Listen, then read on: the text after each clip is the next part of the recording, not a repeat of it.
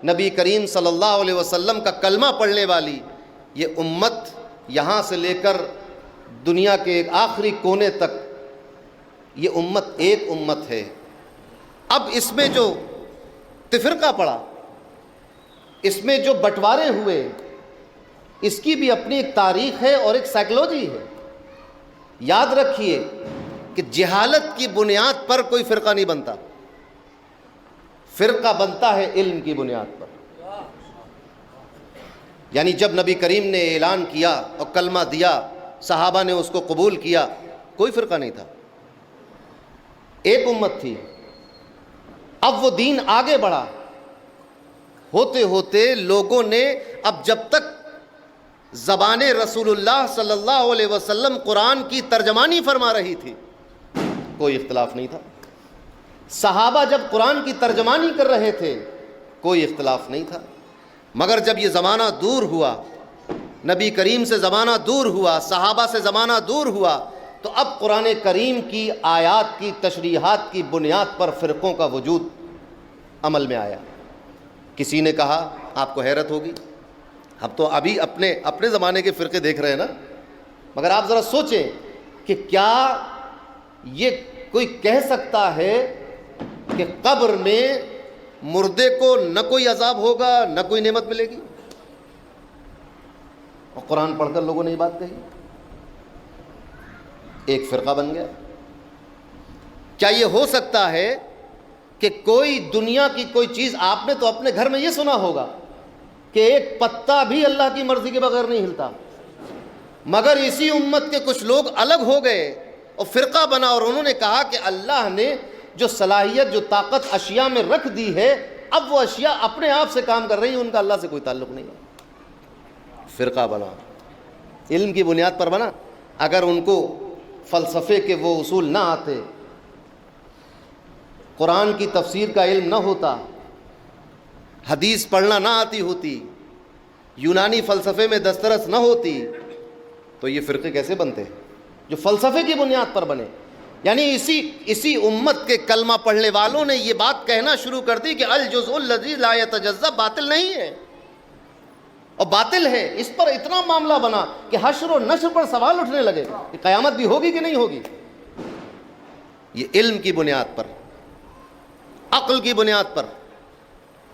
عقل عیار ہے، 100 بھیس بدل لیتی ہے۔ عشق بیچارہ نہ ملا ہے، نہ واعظ نہ فقیہ، تو عقل تو اپنے بھیس بدل بدل کر آ رہی تھی۔ کوئی علم فلسفہ لا رہا تھا، کوئی قرآن کو دکھا کر، کوئی احادیث کو دکھا کر۔ آپ کو حیرت ہوگی کہ صحابہ کرام کے درمیان نبی کریم کے ظاہری حیات سے پردہ فرما لینے کے بعد جب کوئی شخص صحابہ کے پاس آ کر یہ کہتا کہ قال رسول اللہ صلی اللہ علیہ وسلم، تو صحابی اس کی جانب سے منہ پھیر لیتا تھا اور یہ کہتا تھا کہ تم نے تو رسول اللہ کو نہیں دیکھا، اس کا نام بتاؤ جس سے تم یہ قول سن کر آئے ہو۔ آپ کیسے کہہ سکتے ہیں کہ رسول اللہ نے فرمایا؟ آپ یہ کہیے کہ ہم نے فلاں سے سنا ہے کہ رسول اللہ یہ فرماتے تھے۔ اتنی احتیاط تھی صحابہ کے درمیان، مگر اس کے بعد کیا ہوا؟ لوگوں نے احادیث گڑھنا شروع کر دی، فرقہ بنا، کلمہ پڑھنے والے، نماز پڑھنے والے، روزہ رکھنے والے، حج کرنے والے، مگر گڑھ لی، فرقہ بن گیا۔ تو فرقے بازی علم کی بنیاد پر ہوتی ہے، جہالت کی بنیاد پر صرف اقتدا ہو سکتی ہے، فرقہ نہیں بن سکتا، فرقہ نہیں بن سکتا، صرف پیچھے چل سکتے ہیں آپ جہالت کی بنیاد پر۔ مگر ایسی جہالت بھی اچھی ہے جو فرقہ بندی سے بچا لے، یہ بھی غنیمت ہے۔ فرقے بننے لگے اور یہ عالم ہو گیا کہ ہر زمانے میں، آپ کو معلوم ہوگا کہ ایک زمانہ یہ تھا جب اہل سنت والجماعت کی پہچان یہ تھی کہ چمڑے کے موزے پہنے جائیں اور اس پر مسح کیا جائے۔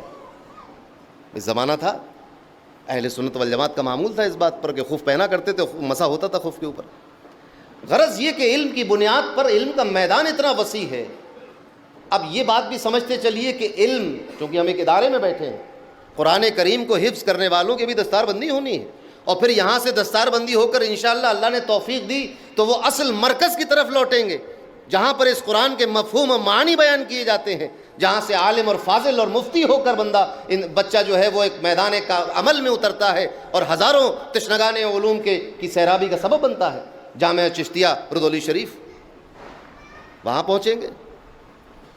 علم جو ہے دراصل بنیادی طور پر علم کی اب تک کوئی ڈھنگ کی تعریف ہی نہیں ہو سکی، کیونکہ علم اللہ کی صفت ہے. تو بندے کی عقل میں کہاں سے آئے گی یہ بات؟ اپنے اپنے حساب سے لوگوں نے علم کی، کسی نے کہا الحاضر عند المدرک، یہ علم ہے کہ جو ذہن میں حاصل ہو جائے. کسی نے کہا کہ علم ایسا چراغ ہے جو اس کے دائرے میں آئے، جو ایسا نور ہے کہ اس کے دائرے میں جو چیز آئے وہ منکشف ہو جائے. مگر یہ غرض یہ کہ ہر تعریف پر سوال ہوتے رہے، یہ پتہ ہی نہیں چل پایا کہ علم ہے کیا چیز. اور علم چونکہ اللہ کی صفت ہے، لہٰذا جب بھی علم آئے گا تو اپنے ساتھ تکبر ضرور لے کر آئے گا، کیونکہ یہ متکبر کی صفت ہے. علم جب بھی آئے گا تو ایک گھمنڈ، ایک تکبر لے کر آئے گا، جس کا مظاہرہ شیطان نے روز اول میں کر دیا تھا جب اس سے کہا گیا وَإِذْ قُلْنَا لِلْمَلَائِكَةِ اسْجُدُوا لِآدَمَ، کہ جب ہم نے یہ کہا، اللہ فرما رہا ہے جب ہم نے یہ کہا ملائکہ سے کہ سجدہ کرو آدم کو، فَسَجَدُوا، تو سب نے سجدہ کیا الا ابلیس. ابلیس اکڑ گیا، اس نے نہیں کیا. کس بنیاد پر نہیں کیا؟ اب دیکھیے، اب سواد اعظم سے کوئی الگ ہو رہا ہے. ابھی تک کوئی اختلاف نہیں تھا اس میدان میں، جہاں اللہ نے حکم دیا سجدے کا حضرت آدم کو، کوئی اختلاف نہیں تھا. حکم دینے سے پہلے کوئی اختلاف نہیں. جیسے ہی حکم دیا ایک نے اختلاف کیا. کس بنیاد پر؟ کیا اس بنیاد پر کہ اسے معلوم نہیں تھا کہ وہ کس چیز سے تخلیق کیا گیا ہے؟ کیا اس بنیاد پر کہ اسے یہ معلوم نہیں تھا کہ آدم کس سے بنائے گئے ہیں؟ نہیں، اس کو اس بات کا علم تھا کہ آدم کو مٹی سے پیدا کیا ہے، مجھے آگ سے پیدا کیا ہے. اس علم کی بنیاد پر ایک فرقہ بن گیا.